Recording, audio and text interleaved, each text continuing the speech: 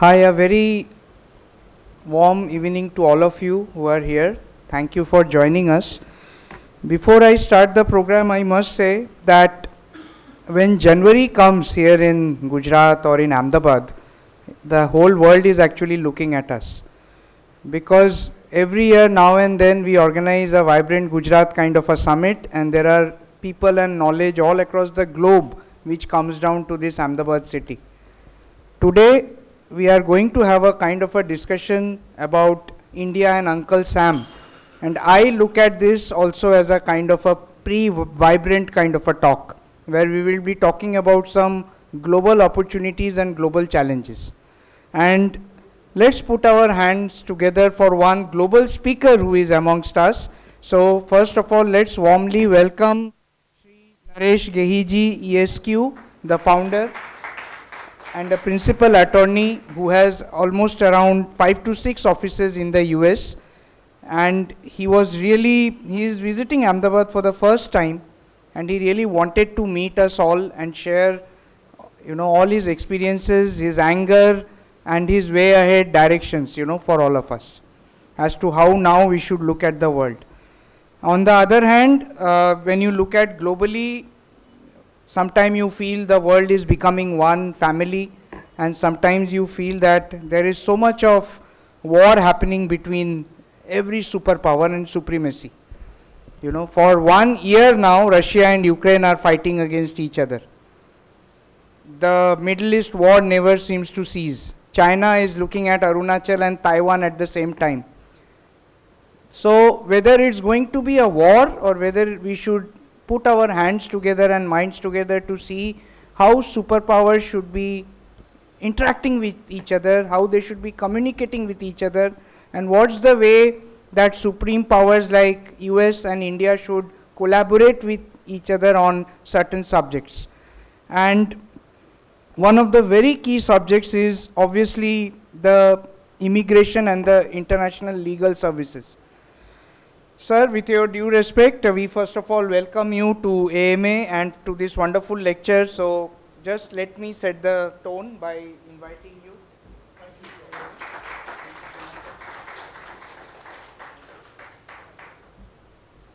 So I am Shubhojit here. I am also a member of the AMA Public Relations Committee.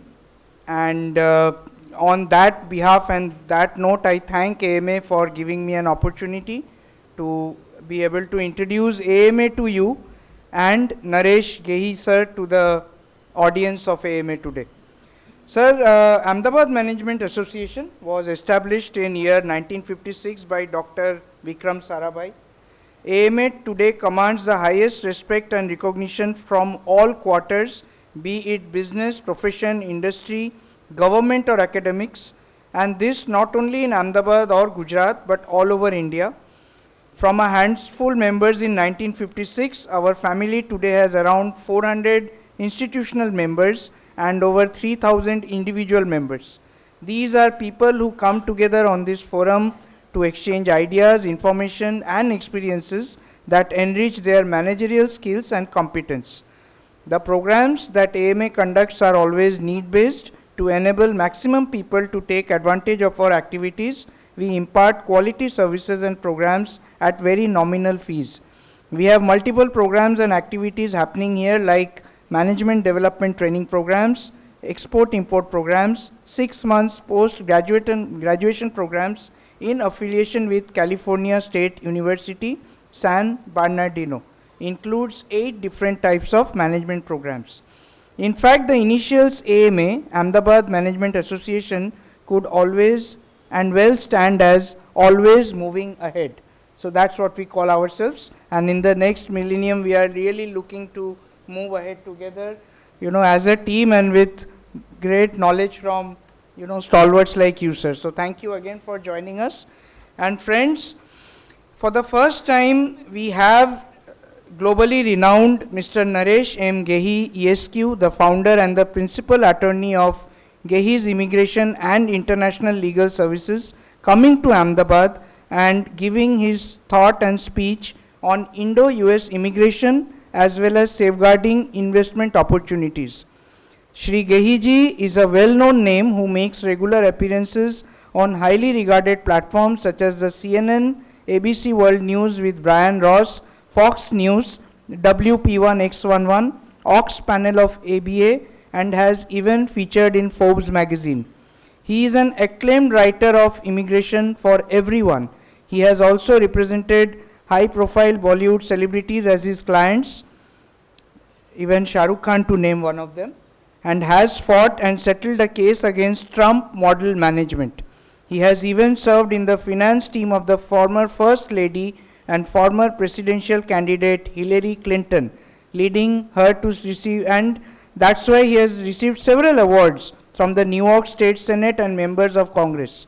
His knowledge on immigration law, political asylum, community and immigrants' rights has made him an authority on the same.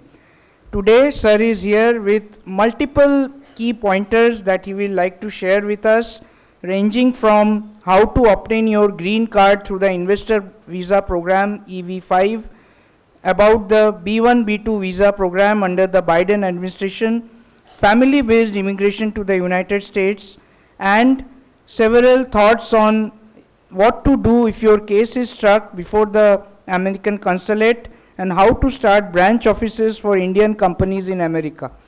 So let's again have a round of applause for Gehiji as I leave the stage now open to our distinguished speaker for the day. It's all yours, Naresh sir.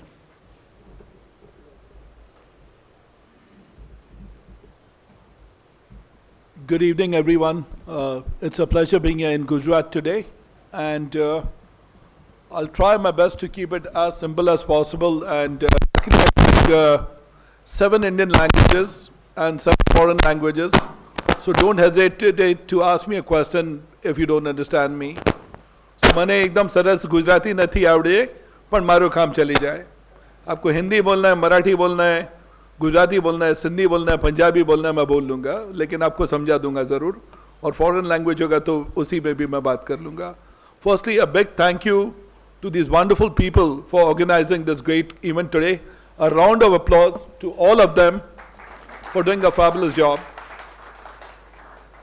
I read about Vikram Sarabhai in the United States and I was impressed by his personality. The movie might have come out later, but I've read about the greatness of some great people from Gujarat, and even in America we laud them all the time. If you look at Gandhi, he's like basically an icon for all of us, even in the United States, right from New York and from places all over the world. Gandhi has been emulated by everybody, and I must tell you that Gujarat is one place that most Americans know about, and Gujaratis happen to be the most successful people in the United States of America today. So, I'm going to make it easy for all of you. क्या आप चाहते हैं कि मैं हिंदी में बोलूँ या English में बोलूँ? आप पहले मुझे बताएं. हिंदी, ऑलराइट. तो पहले क्षमा चाहता हूँ, मेरी शायद हिंदी इतनी शुद्ध नहीं होगी क्योंकि मैं अमेरिका में बड़ा हुआ हूँ, मगर पूरी कोशिश करूँगा कि आप सबको मैं हिंदी में आसानी से यूएस इमिग्रेशन समझाऊँ. तो सबसे बड़ी जो गलतफहमी आपके दिमाग में है कि अमेरिका जाना डिफ़िकल्ट है, ये गलत बात है. अमेरिका जो है कि एक ऐसा शहर है जो ईमानदारी की बहुत ही ज़्यादा अहमियत रखता है, और अगर जो आप ईमानदारी से पेश आओगे कॉन्सर्ट के आगे तो आपके चांसेस हमेशा बेहतरीन होंगे. और अगर आप अपने पेपर में आप गलती करते हो या आप उनको मतलब किसी तरह से आप उनको मिसगाइड करना चाहते हो ऑफिसर को, तो उसी में सबसे बड़ी प्रॉब्लम्स आती है. सिंपल बात मैं आपको बताऊंगा कि जब इंटरव्यू पे जाते हो आप उनको ऐसी ट्रेनिंग दी जाती है कि पहले आप उस इंसान की सच्चाई देखो जो आपके सामने पेश आता है. और जैसे वो भी स्टूडेंट्स हैं जो अमेरिका जाते हैं जो बोलते हैं कि मेरे मदर और फादर जो है कि गवर्नमेंट सर्वेंट है, मगर सर मुझे स्कॉलरशिप मिल चुकी है. अब मानो उनको वीज़ा पहले दिया जाता है. कि सच्चाई की वहाँ पर बहुत ज़्यादा कदर की जाती है अमेरिका में. और चाहे आप विजिटर वीज़ा के लिए अप्लाई करो, चाहे आप स्टूडेंट वीज़ा के लिए अप्लाई करो, वो देखते हैं कि इस इंसान की काबिलियत क्या है. अगर ये वहाँ पर रुक भी जाएगा या अमेरिका में, तो क्या ये कंट्री के लिए एक एसेट है, क्या ये अमेरिका के लिए कुछ कर पाएगा? उनके दिमाग में पीछे ये बातें ज़रूर रहती है. तो जो मैंने देखा है कि कुछ प्रॉब्लम्स है यहां पर, खासतौर गुजरात में और पंजाब में और हरियाणा में। आपके सबसे बड़े दुश्मन यहां पर ये कंसल्टेंट जो जिन्होंने बिजनेस चालू किए, उनके साथ आप पहले बिल्कुल डील ना करें, क्योंकि कंसल्टेंट क्या होता है, वो पढ़ा लिखा भी नहीं होता है। वो कभी भी अपनी दुकान जो है कि खोल सकता है और कभी भी बंद कर सकता है और वो भाग जाता है। मगर बहुत सारे लोगों के दिमाग में एक मिसकंसेप्शन है कि मैं कंसल्टेंट के पास जाऊंगा, वो मेरे वीजा के फॉर्म भरेगा और वो वीजा के फॉर्म भरेगा, खाली 15,000 रुपए मैं दूंगा, मगर वहां से आपकी बर्बादी आप शुरू कर रहे हैं। कॉन्सर्ट को सब पता होता है कि आपके फॉर्म किसने भरे, कहां भरे। अब एक आदमी को उनके थ्रू वीजा मिलेगा, 25 को डनाएगा, तो आपका जो कंसल्टेंट है वो बोलेगा मैंने एक बंदे का वीजा किया, मगर आपको ये नहीं बताएगा कि मेरा नाम ब्लैक लिस्टेड है और 25 लोगों को ना हुआ है। सो सबसे पहली बात तो है कि अगर जो आप पढ़े लिखे हैं, आप समझदार हैं, तो यूएस में जो अटॉर्नी होते हैं, आज अच्छी बात है कि जूम हर जगह चलता है। तो जैसे मेरी ऑफिस बॉम्बे में है, तो हम लोग बहुत सारे गुजराती कम्युनिटी से जूम पे हम डील करते हैं। और एक सबसे बड़ा प्रॉब्लम जो मैंने देखा है कि दो तरह के लॉयर होते हैं दुनिया में। एक वो होता है जो अपने नाम की इज्जत रखते हैं और जो जिनके पीछे दुनिया भागती है, तो उनको पैसों की फिक्र नहीं होती, उन्हें अपने रेपुटेशन से ज़्यादा प्यार होता है। और दूसरे वो रहते हैं कि बेसिकली इनको बस पैसा ही बनाना है, इज्जत के ऊपर उनको बिल्कुल इज्जत नहीं होती उन लोगों की। तो उन लोगों से थोड़ा आप सावधान रहें। और वन ऑफ द रीजंस, भगवान की दुआ से मेरे clients all over the world के हैं। मिस ओलंपिया जैसे लोगों को मैं रिप्रेजेंट करता हूं और बड़े बड़े दुनिया के ग्रामी अवार्ड के जो सेलिब्रिटीज को मैं रिप्रेजेंट करता हूं। तो मेरे क्लाइंट्स सिर्फ इंडियंस नहीं हैं, बहुत सारे वर्ल्ड के टॉप लोग मेरे क्लाइंट्स हैं। मगर जब लॉयर हाई लेवल पे होता है तो दुनिया उनके पीछे भागती है। और अगर जो लो लेवल पे होता है वो क्या करता है, वो यहाँ पर कंसल्टेंट को भेजेगा और वो क्या करेगा, यहाँ पर आएगा, बोलेगा इन्वेस्टर वीजा का सेमिनार है, और वो जो आदमी आपके पास आए वो लॉयर भी नहीं है। आपको बोलेगा कि अमेरिका में अब $1 मिलियन इन्वेस्ट करो। अब बहुत सारे लोग चाहते हैं, जो अच्छी बात है कि अपने बच्चों को बढ़ाना चाहते हैं, वो चाहते हैं कि उनका भविष्य बन जाए, कि उनको $1 मिलियन अब दे देते हो, मगर उससे बहुत सावधान रहें। उसकी दो रीजंस है और मैं हर कैटेगरी के बारे में बात करूंगा। पहले मैं इन्वेस्टर से शुरू करूंगा। तो इन्वेस्टर में दो कैटेगरीज है अमेरिका में। एक को कहते हैं रीजनल सेंटर, मतलब कि एक कंपनी है अमेरिका में जो ऑलरेडी, जिनको ऑथराइजेशन दिया गया है कि $1 मिलियन डालने के लिए, और वो आपको बोलती है मैं आपको बैठे बैठे ग्रीन कार्ड दूंगा। मगर एक सच आपके सामने वो नहीं लाते हैं कि अगर जो आपने उनको 800,000 भी दिया, जो आज की स्कीम में चल रहा है, कि क्या आपके पैसे आपको वापस कितने मिलेंगे, उसका जवाब नहीं दिया जाएगा आप लोगों को।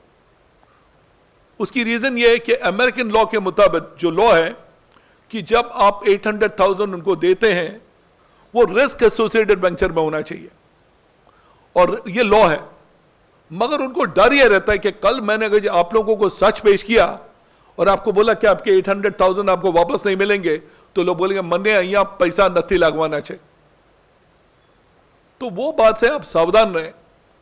उससे अच्छा सिस्टम तो यह है अमेरिका में, जो आजकल मैं इनकरेज करता हूं सबसे ज्यादा, जो दूसरी स्कीम है वो डायरेक्ट इन्वेस्टर है।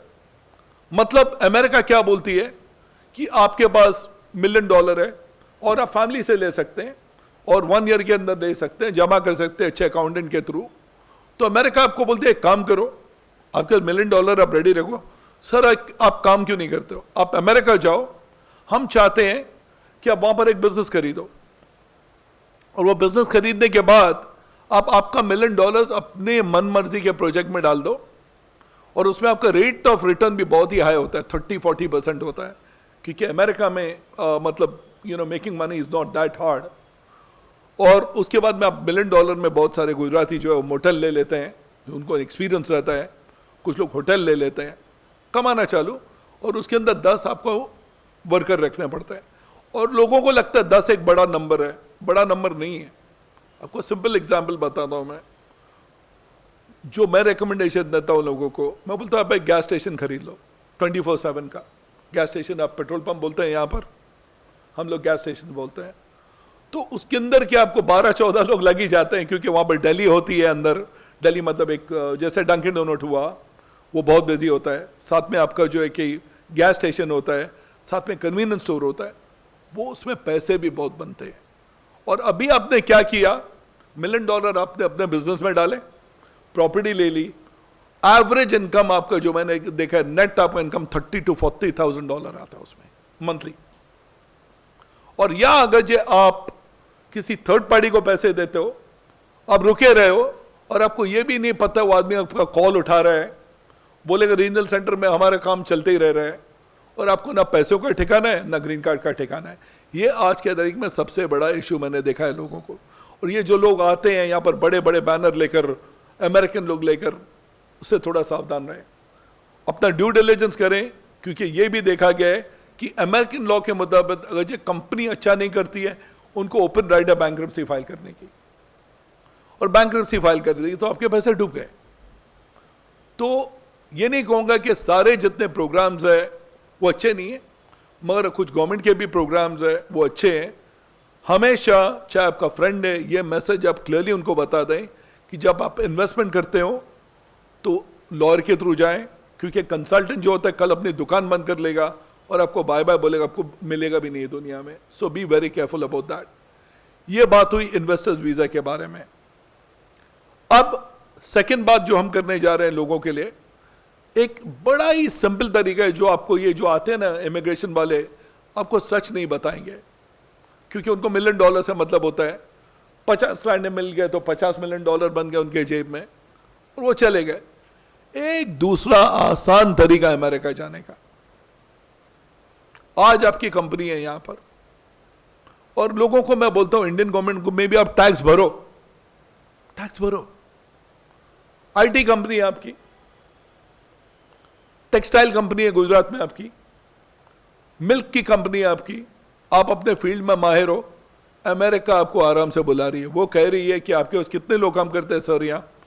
बहुत सारे जो लोग मिले बोले मेरे पास 50 लोग हैं। ब्रिलियंट, क्योंकि यूर एन एस्टैब्लिश्ड बिजनेसमैन, आपने अपने टैक्सेस भरे हैं, 50 लोगों को आपने एम्प्लॉय किया है, और आपके दिमाग में ये है अगर जो आईटी कंपनी है, मैं अमेरिका जाऊंगा, मेरे पास 50 लोग हैं, अब मैं वहां पर अपनी ब्रांच ऑफिस खोलना चाहता हूं। अब डिजिटल की दुनिया में इतना आजकल अवेलेबिलिटी है, पूछो नहीं। कि एग्जाम्पल मैं बता रहा हूं, यहाँ आप चलो बेसिक एग्जाम्पल लेते हैं आपके इंस्टीट्यूट के लिए। आप यहाँ पर कोर्सेज सिखाते हैं लोगों को, और एक अच्छा इंसान यहाँ से ग्रेजुएट हुआ और उसने बोला ठीक है मैं अभी यहाँ पर जो है कि आईटी की कंपनी चालू करता हूँ, और देखो मैं इतना सिंपल एग्जाम्पल देता हूँ कि मैं सिक्योरिटी कैमरास लगाऊंगा। सिक्योरिटी कैमरास, इतना सिंपल एग्जाम्पल ले रहा हूँ मैं, ठीक है। और आप इंडिया में सक्सेसफुल है, आपने जितने बड़े बड़े मॉल है उसमें आपने सिक्योरिटी कैमरा लगा दी, आपके 200 लोग काम कर रहे हैं। देखो कितना सिंपल है ये, ठीक है। गुजरात में हमने लगा दिया, अमूल में डाल दिया आपने, he is very happy for you. अब आपने दिमाग चलाया कि मुझे अमेरिका में ब्रांच ऑफिस खोलनी है, मुझे वॉलमार्ट में सेम काम करना है, मेरे को आइडिया मिल गई है, ये मेरे क्लाइंट है, मुझे अमेरिका का प्रोजेक्ट दे रहे हैं, बढ़िया। अमेरिका आपको बोला आप अपना ब्रांच ऑफिस खोल लो सर, और वहां भी आप सिक्योरिटी कैमरास का काम चालू कर लो और ट्रेड बढ़ा लो, और वहां आप अपना जो है क्या बिजनेस ले लो, और उसमें आपको $1 मिलियन की बिल्कुल जरूरत नहीं है, $0 नीडेड। खाली आपको उसमें एल वीजा कहते हैं, L1 में इंट्रा कंपनी ट्रांसफर, मतलब basically you are starting your branch office in the US, start your branch office over there, the government will give you a work permit to you, a work permit to your wife, and permission for your children under 21 to stay in America. तो immediately day 1 से आपके wife को work permit, और उससे अच्छी बात यह है 1 साल के बाद में अगर जो आपने अमेरिकन को हायर किया और आप हार्ड वर्किंग है, करीबन आपने 15-20 लोगों को एम्प्लॉय किया, देखा है कि आप टॉप मैनेजर है, आपने वहां पर गवर्नमेंट को हेल्प की, मतलब इकोनॉमी थोड़ा स्ट्रांग करने में, आप अपना ग्रीन कार्ड के लिए डायरेक्टली अप्लाई कर लो। और इसके बारे में आपको बहुत सारे लॉयर्स नहीं बोलेंगे, क्योंकि उनको बस $1 मिलियन लेना है। ये सेकंड तरीका है जो बेहतरीन है लोगों के लिए जो बिजनेसमैन है। कोई भी बिजनेस हो सकता है, सी फूड का बिजनेस हो सकता है, एग्रीकल्चरल प्रोडक्ट्स हो सकते हैं, मगर आपको मार्केट स्टडी करना पड़ेगा कि ये बिजनेस का अमेरिका में पोटेंशियल है। और जैसे आप अगर दही भी बेचते हैं, वो भी आए अमेरिका में ग्रीक कंट्री से, उनको कुछ दही और दूध का फॉर्मूला मिल गया और उन्होंने पूरे अमेरिका में दही के बिजनेस चालू किया। दे बिग, दे ग्रीक्स। तो बिजनेस में आपका माइंड तेज होना चाहिए। और कौन से केसेस हम नहीं लेते हैं जिसमें आपका भी टाइम वेस्ट होता है, मेरा भी। मेरे पास 4 लोग काम करते हैं मिस्टर के ही, और मैं अमेरिका में ब्रांच ऑफिस। अरे जब तक आपके पास बेसिक फाउंडेशन नहीं है तो आपके भी आप पैसे वेस्ट करें, मेरा भी टाइम कर, और कॉन्सर्ट आपको घर भेज देगा और आपका वीजा खराब हो जाएगा। तो जब आप सक्सेसफुल बिजनेसमैन है, जिसके बदले अपनी कंपनी में ग्रोस इनकम आपका जो है कि 4 करोड़ है, 5 करोड़ है, दिखता है क्या कुछ है, आप बोलेंगे कि मैंने टैक्सेस में 20,000 रुपए भरे, तो कॉन्सर्ट बोलेगा ये किस तरह का आदमी है मेरे पास। तो आप आपका भी टाइम वेस्ट कर रहे हैं, लॉयर का भी। तो उसमें आप नहीं जाए। उसमें आपके लिए जो है कि वो $1 मिलियन की इन्वेस्टमेंट आपके बिजनेस में आपके लिए अच्छी रहेगी। तो ये 2 चीजों के बारे में मैंने बात किया। अब मैं समझता हूं कि बहुत सारे लोग मुझसे चाहते हैं कि मैं स्टूडेंट वीजा के बारे में बात करूं, और बहुत सारे लोग चाहते हैं कि मैं उसके अलावा कि आपको बताऊं कि दूसरे कौन से तरीके होते हैं अमेरिका जाने के जो इजी होते हैं, उसके बारे में मैं आपको बताऊंगा। और विजिट वीजा के बारे में भी मैं आपसे बातचीत करूंगा कि आपका अगर जो विजिट वीजा डिनाई हो चुका है तो उसकी इलाज क्या है, आप क्या कर सकते हैं। तो उससे पहले मैं थोड़े सवाल लेना चाहूंगा और फिर सेकंड सेशन पे जाना चाहूंगा। और जब आपका सवाल है तो मैं आपको रिक्वेस्ट करूंगा कि आप खड़े रहें, मुझे आप अपना नाम बताएं, और उसके बाद मैं आपके क्वेश्चंस लेना चाहूंगा। एनी क्वेश्चन सो फार?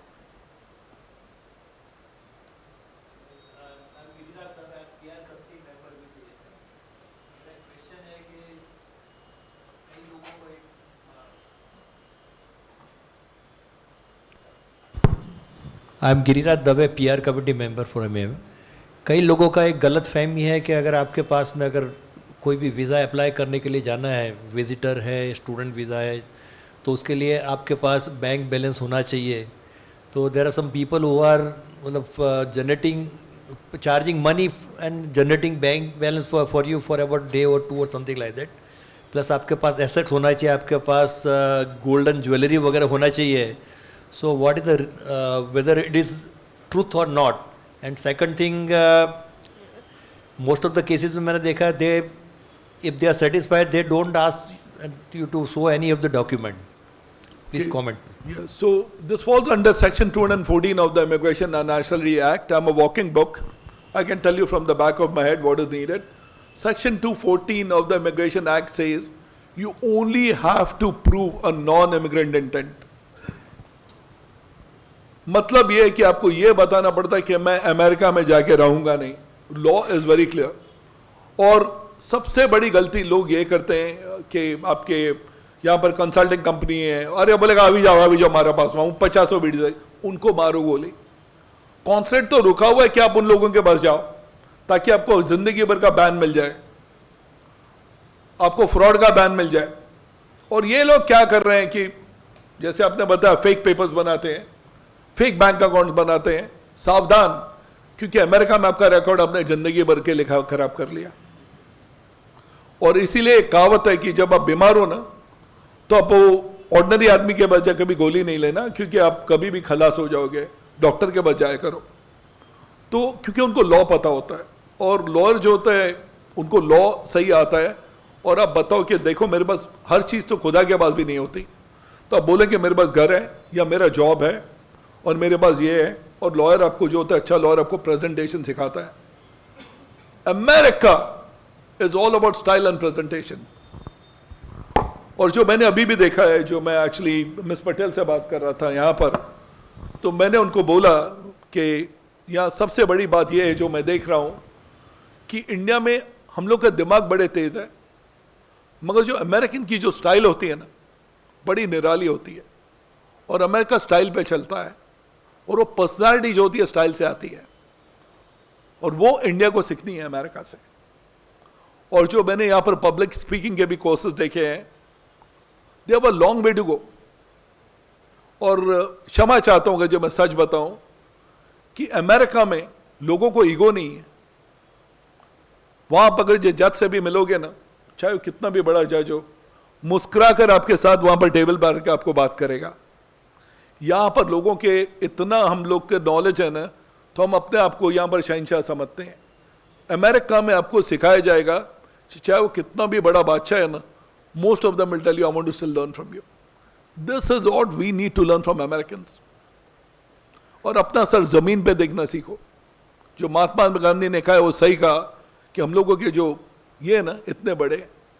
और सेकेंडली ये डिस्टिंक्शन छोड़ दो कि मैं लीवा समाज में बिलोंग करता हूँ, मैं चरोतर समाज का हूँ। आप गुजराती हो, पहले ये देखो, आप हिंदुस्तानी हो, उसके ऊपर ज्यादा तंज दो आप, तब जाके आप लोगों की तरक्की होगी। और रही बात वीजास की, कि ऑनेस्टली अपना पेपर वर्क देखो, और आप ये भी बता सकते हो, और लॉयर्स आपको सही पेपर हम लोग बना के देते हैं कि इनके पास जॉब है, इनकी बीवी यहाँ पर, इनका बच्चा यहाँ पर, या कैसे वापस नहीं आएगा। तो व्हाट द कॉन्सर्ट नीड्स। और हम लोग जो बहुत सारे क्लाइंट को हम लोग क्या करते हैं, उनको जूम की प्रेप देते हैं और हम उनको कॉन्सर्ट की तरह बराबर ग्रिल करते हैं।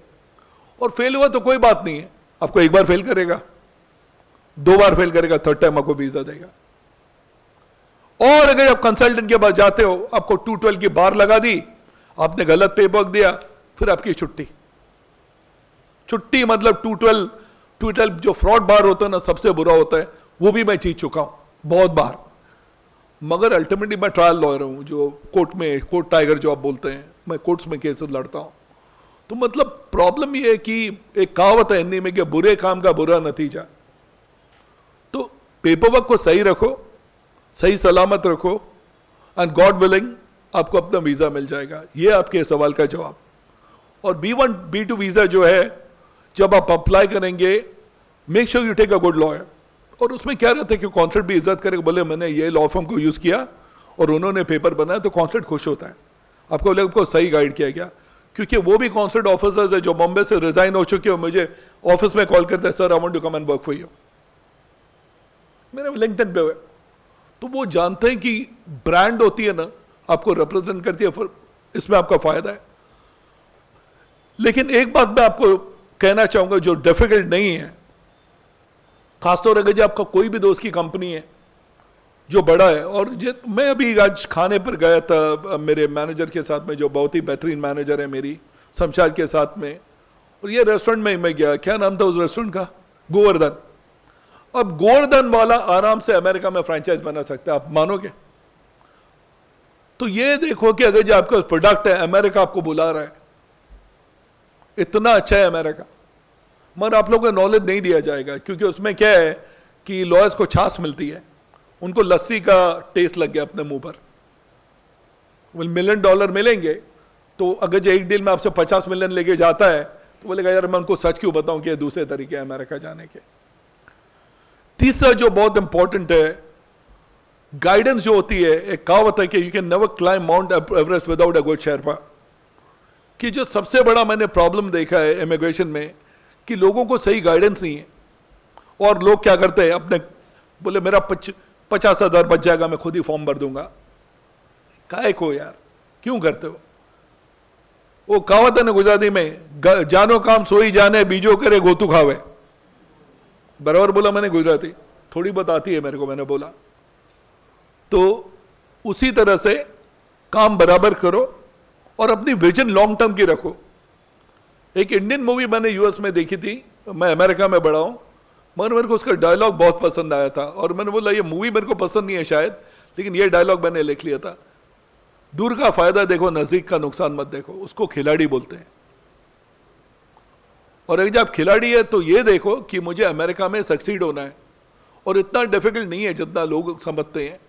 और इंडिया में एक बात जो मैंने देखी है कि वो रोचेस की कहानी है, कि जब एक इंडियन ऊपर जाना चाहता है ना, वो रोज की तरह, वो दूसरा रोज उसको नीचे खींचेगा।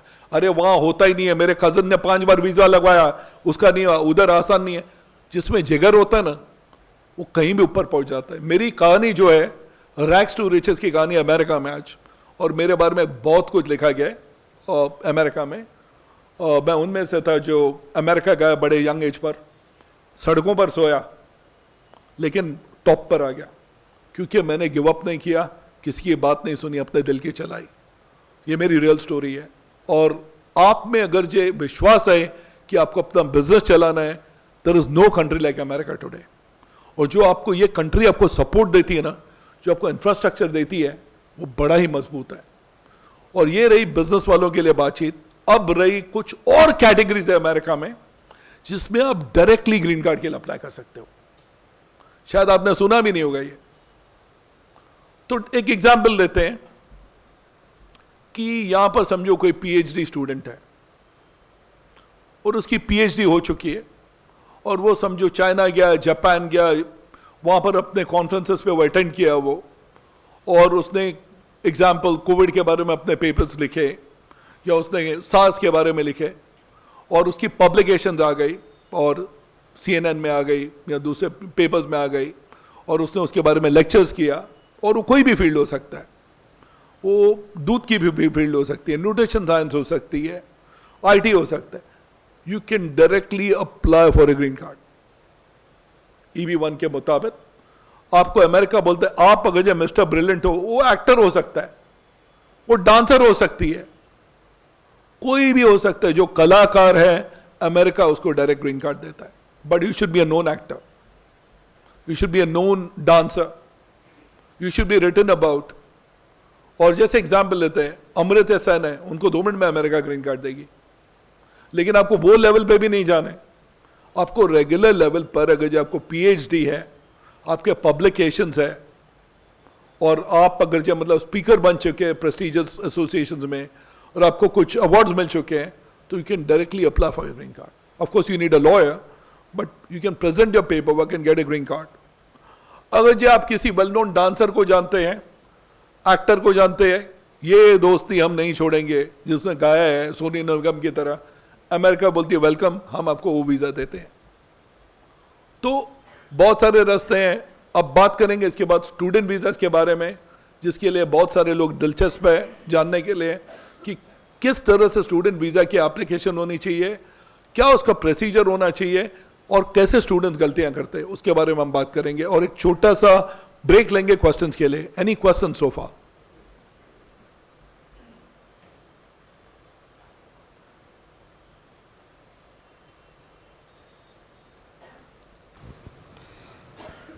સર હું ગૌરાંગ ભણસાલી છું। हिंदी में बोलेंगे आप? हाँ, अच्छा अभी स्टूडेंट वीज़ा है, पढ़ाई कर रहे हैं वहाँ पर, वहाँ से यहाँ शादी करने के लिए आते हैं। तो शादी करने के बाद जब यूनिवर्सिटी में जाते हैं तो वहाँ कुछ सवाल पूछा जाता है कि आप मैरिड हो या सिंगल हो, तो उसका जवाब क्या होना चाहिए? सबसे पहले तो उनको लोग कह दो कि तुम मेरे दिल में रहोगे, कह दो कि तुम मुझसे शादी करोगे। मजाक कर रहा हूँ मैं। तो पहले जो है कि शादी के बाद में आपको स्पाउस वीज़ा होती है जिसमें अप्लाई करना पड़ता है F2, और उसके अंदर आपको इशू यह आता है कि F2 अप्रूव भी हो सकता है, डिनाई भी हो सकता है।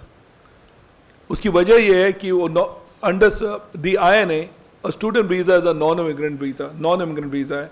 अगर जो बोलती है लड़की के भाई अगर जो मेरा जो हस्बैंड है अभी वो स्टडी करके वापस आएगा तो उसको अप्रूव करेंगे, नहीं तो डिनाई कर देंगे तो मेरा भारत मेहमान करके उनको यहीं पर बैठना पड़ेगा। नहीं, दोनों का स्टडी उधर चालू है।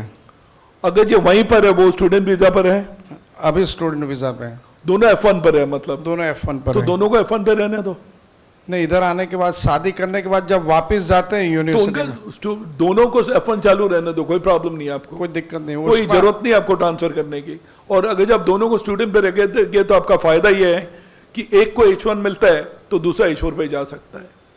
तो वहाँ वैसा कोई क्वेश्चन नहीं होता है कि आप ना, शादीशुदा है नहीं एक है। बार स्टूडेंट वीजा लग गया, आपका वीजा वैलिड है तो आपको कोई प्रॉब्लम नहीं आपको। और आपको खाली एयरपोर्ट पे पूछेंगे जो फॉर्म भरता है तो कोई लिखा got married, there is no problem. अच्छा, ठीक है।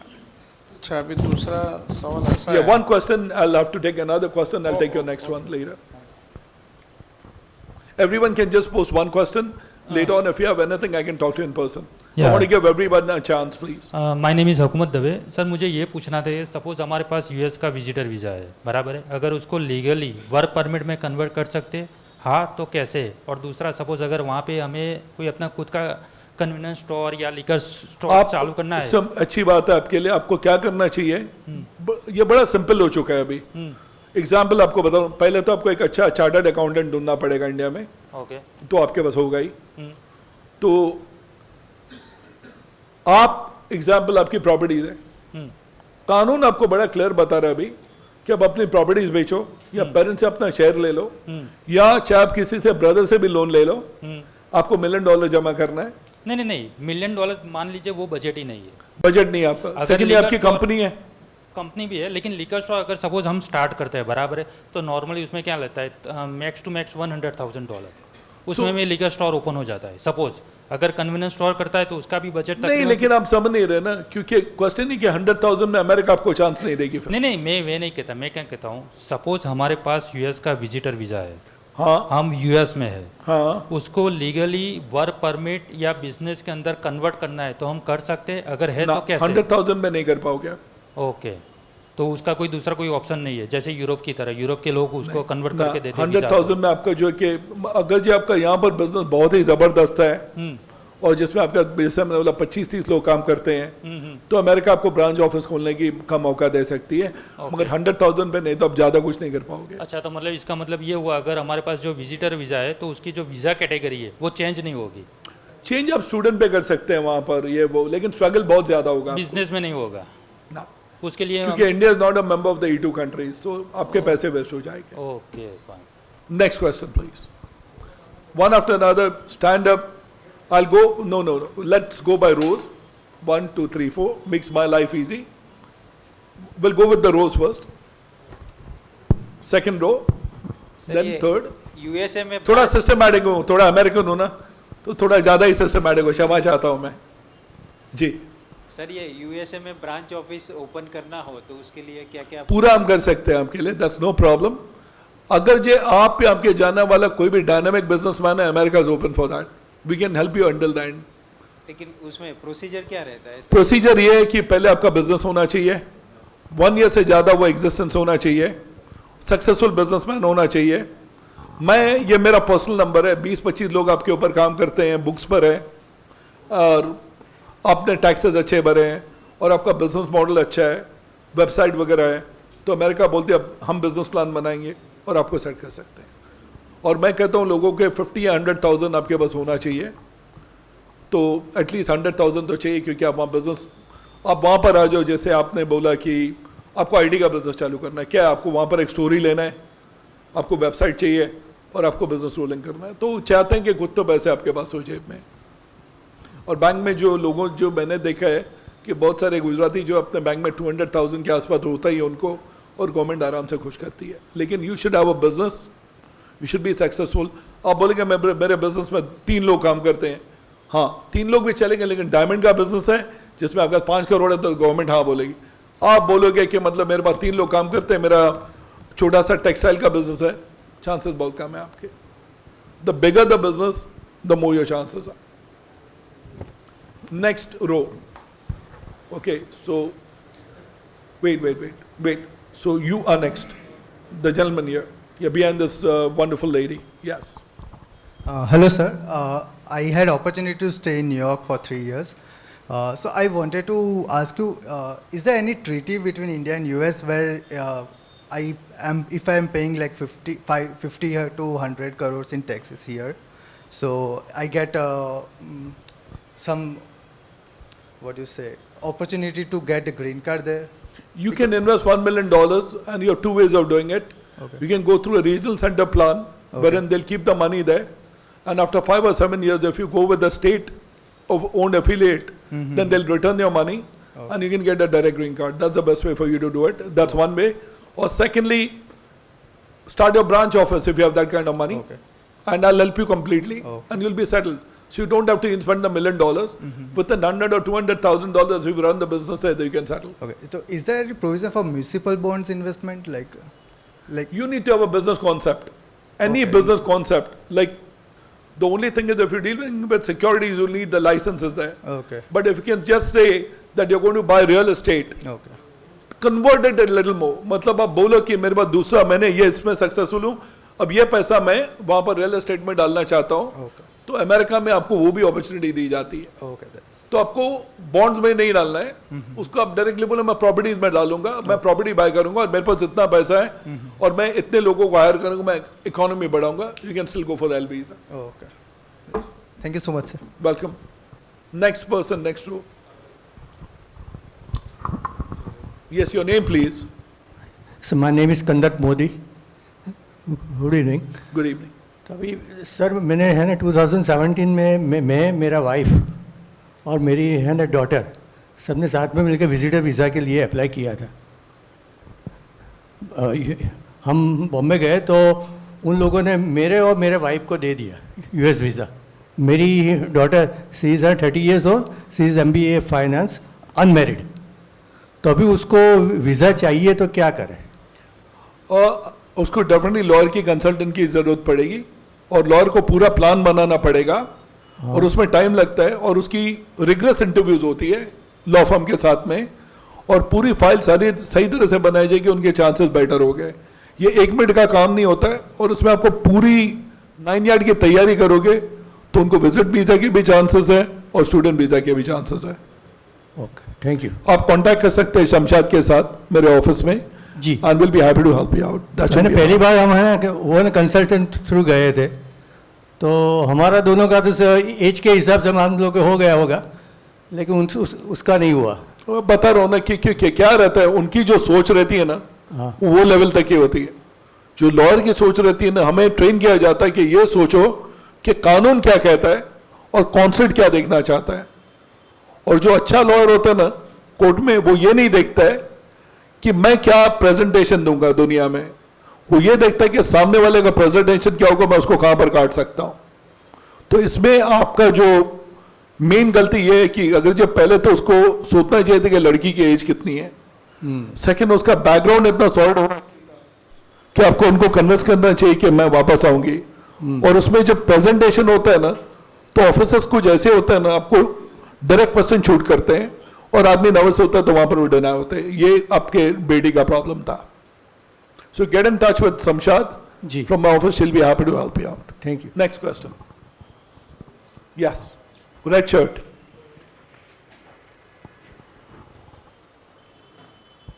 Good evening, sir. Omkareshwar here. Sir, what exactly business you are having over there in US?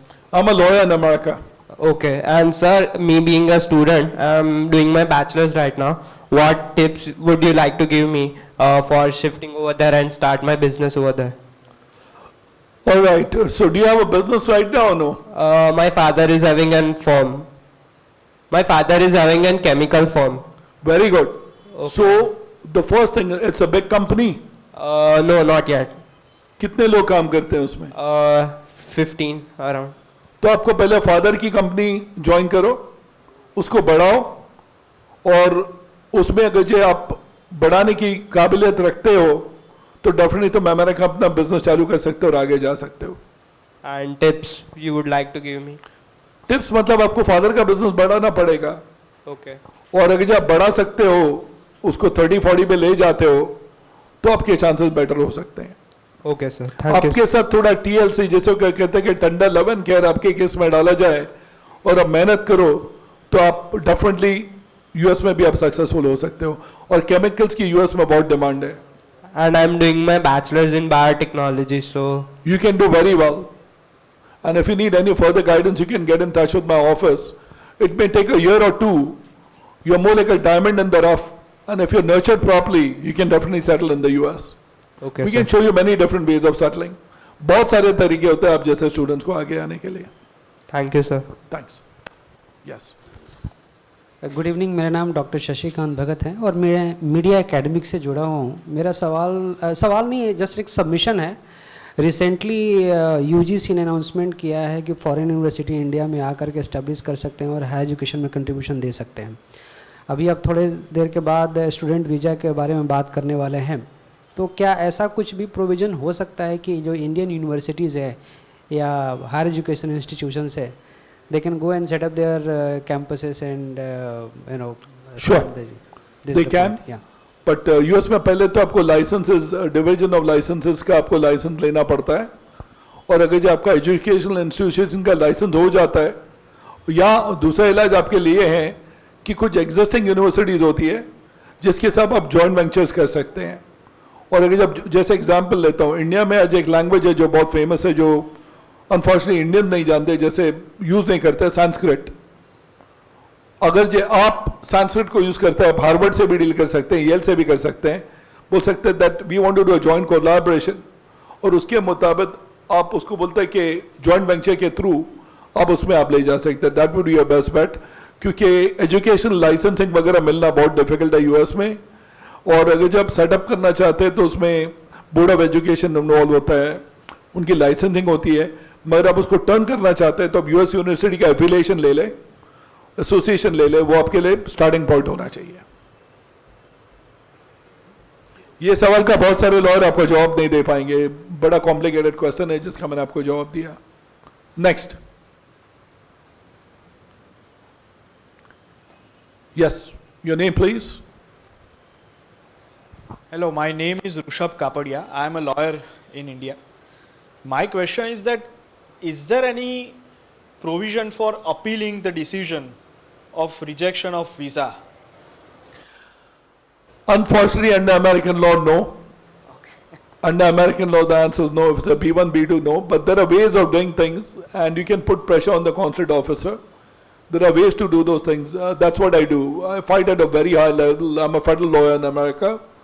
And suppose in case if it's an immigrant visa, मतलब अगर जो किसी का immigrant visa deny हुआ है, तो वो मैं फेडरल कोर्ट में फाइट करता हूँ. और जो फेडरल लॉयर होता है वो सुप्रीम कोर्ट से बढ़कर होता है मेरे हिसाब से, और वो केसेस मैं करता हूँ. एक्चुअली जो नेक्स्ट पैनल है अमेरिकन इमिग्रेशन लॉज की, I am a speaker at the highest level, and those are the cases I do. I fight fire cases, but non immigrant visa का चैलेंज लिटरली नहीं होता. Thank you.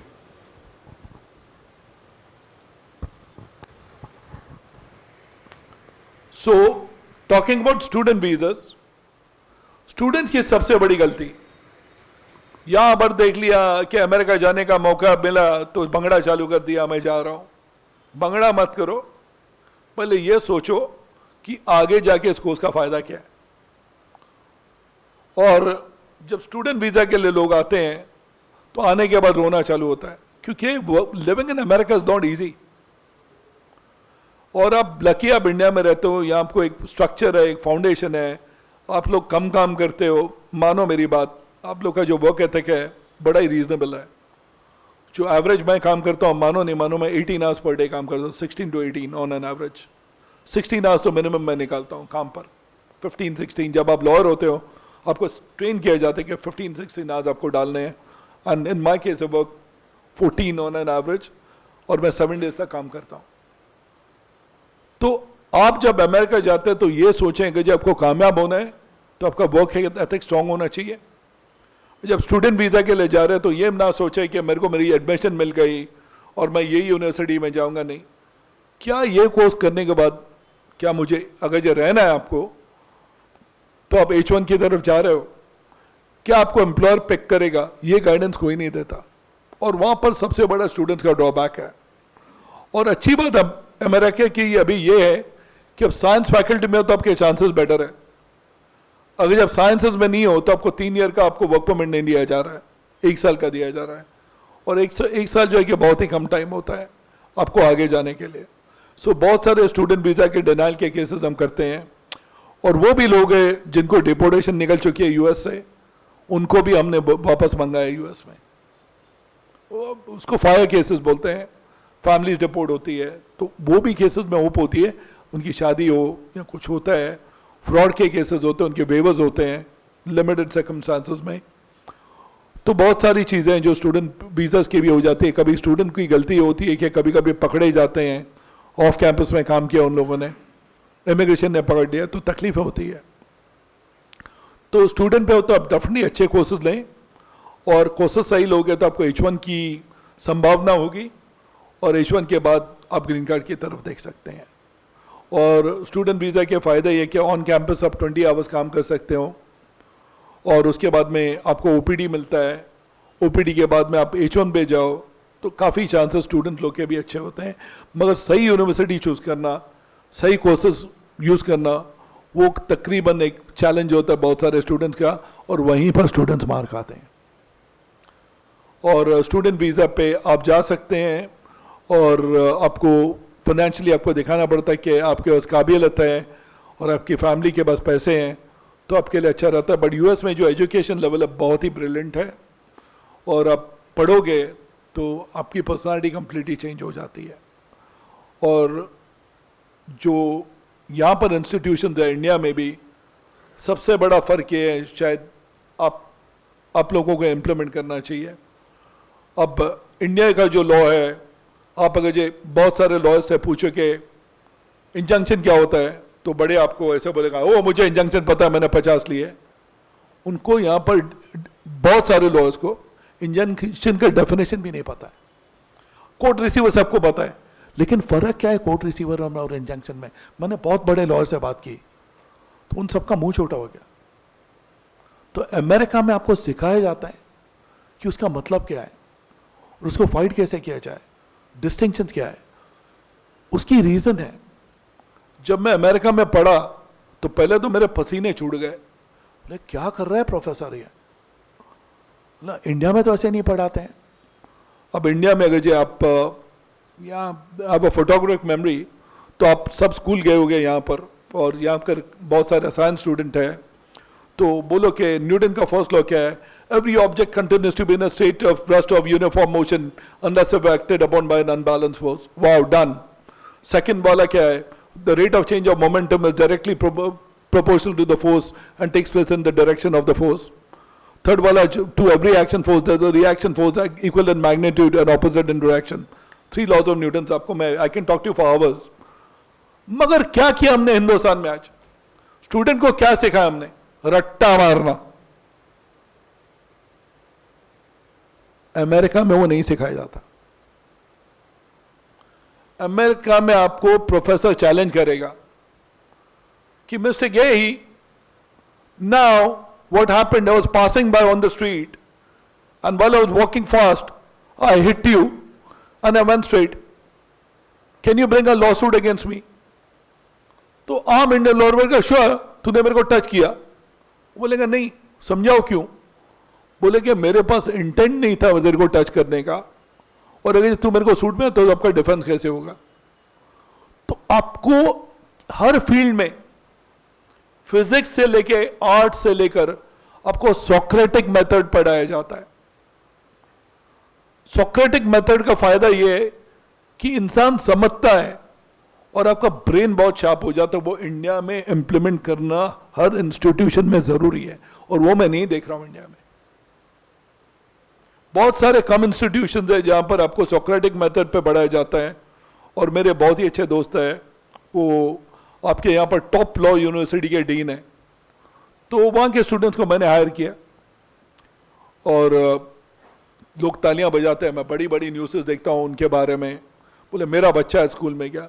Ultimately जब मैंने उनको higher किया तो मैंने उसके डीन को लिखा, भाई मैं मानता हूँ तुम्हारी पब्लिसिटी तो ज़बरदस्त है, पर लेकिन बच्चे में जोर नहीं है कि मतलब समझदारी का तो तुम क्या सिखा रहे हो। अल्टीमेटली मेरे को अपोलोजाइज किया, बोलते sir I will immediately implement this. तो आप किसी भी स्कूल में जाते हो या किसी भी पाठशाला में जाते हो, चाहे तुम्हारी स्कूल तुम्हें नहीं सिखा रही है, लेकिन तुम्हारा फर्ज बनता है कि उसको रीजन करना सीखो। और सबसे बड़ी मेरी स्ट्रेंथ ये थी कि मैंने जिंदगी में रीजन करना सीखा। और कभी भी कोई आपको क्रिटिसाइज करता है ना, आप उनको कॉफी जरूर पिलाओ। मेरे ऑफिस में मेरे नीचे 90 के ऊपर स्टाफ है मेरा, और मैं जीन्स पहन के ऑफिस में जाऊंगा, टी शर्ट पहन के जाऊंगा, और स्टाफ कभी कभी कुछ मुझे बोलता है, क्रिटिसाइज करता है, तो मैं उनको कॉफ़ी लेके पिलाता हूँ, क्योंकि उनसे मुझे सीखने मिलता है। और जब आप यूनिवर्सिटी में हो, आप किसी भी इंस्टीट्यूशन में हो, पहले अपना ईगो को है ना ज़मीन पर डालो, वहाँ से आपकी तरक्की शुरू होगी। और इंडिया में मैंने देखा है कि ये एक सुपीरियर है, वो मेरा सीनियर है, ये सर सर सर सर बंद करो, अपने आप को ऑर्डिनरी आदमी समझो, तब जाके तुम जान पे पहुंचोगे। ये अमेरिका में सिखाया जाता है। ये ट्रेनिंग मुझे मेरे एक्स बॉस ने दी थी, जो जाता be humble in life, you will go a long वे। और जब आप सुबह उठते हो ना, आपके 2 सेकंड की मेरी पर्सनल एडवाइस है, उठने के पहले 5 मिनट में जमीन पे देखो और खुदा से कहो कि मुझे जमीन दिखाओ, मुझे आसमान मत दिखाओ। आपकी तरक्की वहां से चालू होगी।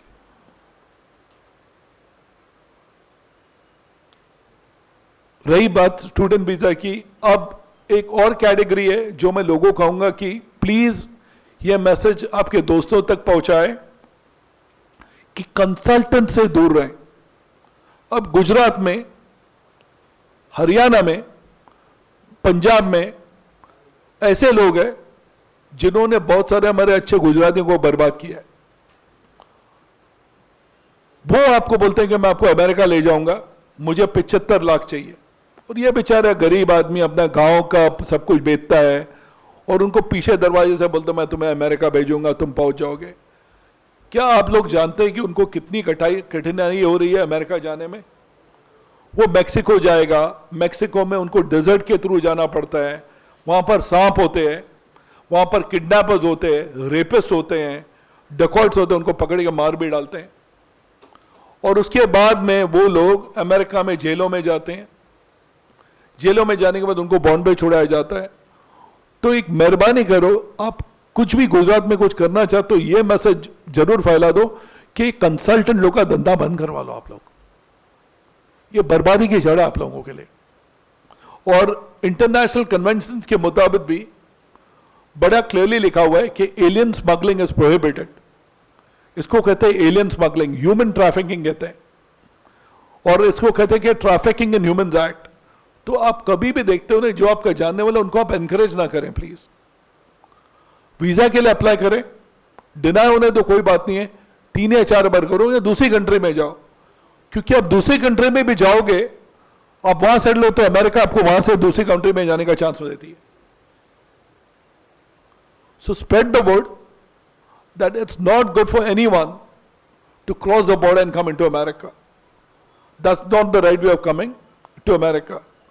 और एक और दूसरी चीज जो लोग करते हैं, और कुछ लोग सक्सेसफुल भी होते हैं बहुत ज्यादा, जो अमेरिका में हैं, गुजरात से हैं, पॉलिटिकल असाइलम के लिए अप्लाई करते हैं, तो वो केस जीतते हैं तो उनको ग्रीन कार्ड मिलता है। वो अमेरिका में होते तो होता है, आने के बाद आप यहां से असाइलम अप्लाई नहीं कर सकते हो।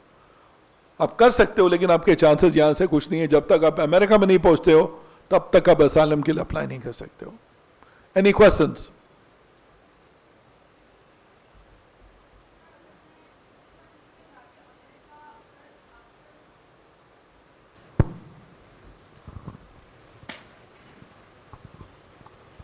अगर मैं दूसरी कंट्री में स्टूडेंट वीज़ा अप्लाई करके या वर्क परमिट और लाइक PR लेके मैं दूसरी कंट्री में गई, फिर वहाँ से मेरे को अमेरिका जाने का रास्ता कुछ हो सकता है या नहीं? जी हाँ, अगर जी आपको वहाँ का पेयर मिलता है तो आप वहाँ के कॉन्सुलेट से आप अप्लाई कर सकती हो। Okay okay, thank you sir. Definitely, if you are a PR you can.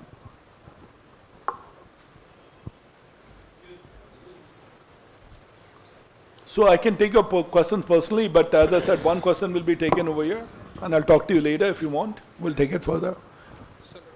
मेरा क्वेश्चन है कि सपोज रोमानिया कंट्री है, EU है, यूरोपियन कंट्रीज, उसमें वर्क परमिट कर दे 2 साल का, तो वहाँ से फिर कैंडिडेट US के लिए अप्लाई कर सकते हैं? हाँ, आप कर सकते हैं। अगर जो आप सेटल्ड है वहाँ पर तो आपको US में आप कर सकते हैं अप्लाई। और एक दूसरा चीज़ पूछना था कि यहाँ रियल एस्टेट कंपनी है, 43 करोड़ का वैल्यूएशन है, और लास्ट 28 साल का डायरेक्टर का एक्सपीरियंस है, तो Easy. he can apply? You can get in touch with me. We can work that out. Okay. That's no problem. How much basic requirement, investment? We can talk about it. You have a very good chance. Simple. Okay. मैं in short बात करता हूँ, हाँ बोलोगे या ना बोलूंगा आपको। Okay. You're good. Sure. आप जैसे लोगों को अमेरिका चाहती है। Okay. देखो कितना सिंपल है ये। तो ये छोड़ दो कि मुझे इन्वेस्टर वीजा करना है, $1 मिलियन डालना है, वो $1 मिलियन को बचाओ दोस्तों। मेरे में एक ही चीज है, ईमानदारी सामने को बोलूंगा मैं आपको, मुझे उसकी जरूरत नहीं है। हाँ, जब जैसे ये भाई साहब ने बोला कि 100,000 है, उस कैटेगरी में आपको $1 मिलियन की जरूरत पड़ेगी। मतलब जब आपका इतना वेल एस्टैब्लिश्ड है तो L1 के मुताबिक आप चले जाएं। सर मेरा दूसरा एक है कि यहाँ कोई ऑर्गेनिक फार्म हो एग्रीकल्चर बेस, तो उसके लिए कोई अपॉर्चुनिटी है वहाँ? Agriculture. Thank you so much. Organic. आपको पता है अमेरिका में सबसे आजकल अमीर आदमी कौन है गुजराती कम्युनिटी में? कौन है? पटेल ब्रदर्स। ओके। ऑर्गेनिक चीजें यहाँ बनाते हैं। बढ़िया, पटेल ब्रदर्स आप बन जाओ वहां पर। सिर्फ अमेरिका दिमाग चाहती है, और एग्रीकल्चर में आप मास्टर हो तो आप उसका मैं तो इतना नहीं जानता, मगर आप उसकी स्टडी कर लो पूरा, सर्टिफिकेशन ले लो, the sky is the limit for you, because America is looking for agriculture. Okay, thank you very much sir. और सेकेंडली एक और लास्ट कैटेगरी के बारे में बोलना चाहूंगा, and it only be for 2 more minutes. Dancers, actors, models, performers, उनके बहुत अच्छे चांसेस हैं. आपको कोई जानता है जो वेल नोन डांसर है, सिंगर है, मॉडल्स है, उनके लिए अलग कैटेगरी है. They should come and perform, the money is big and they can do very well. So उनके लिए रेगुलर कैटेगरी नहीं है, उनके लिए अलग कैटेगरीज है, और वहां पर परफॉर्मर्स बहुत पैसे बनाते हैं और वापस आते हैं. So keep those things in mind. And it's not bad in America to get into dancing, modelling. It's a modern country and it's doing very well in that regard. Yes. Hello, my name is Jigna. मेरा बेटा है 21 year, he is in final year of BTech. तो यदि उसी अगर आगे further study के लिए मैं भेजूँ तो उसी फील्ड में उसको वहाँ या कहीं अदर कंट्री वॉटेवर, मतलब अच्छे से सेटल हो जाए वही फील्ड में, वो कितना प्रोबेबिलिटी और उसके लिए क्या क्राइटेरिया? बीटेक बहुत अच्छा है. उनको अगर जब आप रेडी हैं, हम उनको कंप्लीट गाइडेंस दे सकते हैं. सही मार्ग होगा तो अमेरिका में आराम से सेट हो सकता है. फिर वहाँ की स्टडी करके फिर वही फील्ड में वो वहाँ सेटल हो सकता है क्या? हाँ, मतलब वो यहाँ ऐसे बहुत जैसे आप बोलते हैं मिसकंसेप्ट होगा कि वहाँ ऐसे ही स्टॉल में या कुछ और भी लोग चेंज नहीं. क्या है कि जो बीटेक है बहुत ही अच्छी डिग्री है. हाँ. और उसमें अगर जो मेहनत करेगा तो he can do very well. That's a good one. Yes, sir. Sir. You'll have to go first. Good evening, sir. My name is Ronak Tijoriwala. I'm a postgraduate student in BA Honors Political Studies. When should I actually look towards the US? Because I'm planning to do my MFA, Masters in Fine Arts in US. So should I first complete my Masters and PhD over here and then go, or can I apply now? You can apply at any time, but your chances will be better if you finish up your Masters first. Finish up my Masters first. Yeah. And if I am there on my student visa and I apply, what is the procedure to apply for a green card over there after? You'll need some tremendous guidance for that. For that, right. When you're ready, you'll have to go for a full consult with us. It may take 6 months to 1 year for me, because you're dealing with fine arts. You're going to climb Mount Everest. And if you're guided properly, you'll succeed. Otherwise, you're going to definitely fall. Because every American is into fine arts. Yes. But you'll have to separate the wheat from the chaff over here. And if that's separated, you'll do well. Okay, thank you, sir. We'll take it from there. Yes. Last question, and we'll have to wind up after this. Hello, my name is Krish Limbani. So I wanted to ask that is there a separate thing for sportsmen? Like, is there some separate thing for athletes? Like, do they have a visa or? Can you come up, please? Yeah, sure. Yes. So is there a thing for? Don't be so athletic that you come and attack me. Yeah, okay. That's okay. I'm just kidding. All right. So is there a separate thing for Yes. athletes, like marathon runners, for example? Yes. Like, do they get a visa or complete? We'll need a visa for that. Yeah, we'll need a visa, but like, will it be permanent? No. Like, it won't You can be. perform and you can go back, but if you are someone who's very athletic, and if you won major awards, Okay. and if ever you build on your strength, and if you are into some world championships or something in that, then you have a direct green card. Okay, so my dad is actually, he has participated in full marathons. How many? Full marathons, like How many? probably 3. International. In India, not internationally yet. You'll have to compete at a bigger level. Okay. And then you're going to really see the world competition. Okay, thank you. Then you're good, others Mera Bharat Mahan. Either one. Thank you everyone, and it's been a pleasure being here. And एक कहावत मैं कहूँगा जो मैं हमेशा बोलता हूँ लोगों को, चाहे मैं अमेरिका में रहूँ, ये गाना मुझे बहुत पसंद है. दिल रह गई तेरी बिंदिया, याद आ गया मुझे मेरा इंडिया, मैं कहीं भी रहूँ इस जान में, दिल है मेरा हिंदुस्तान में. Thank you all.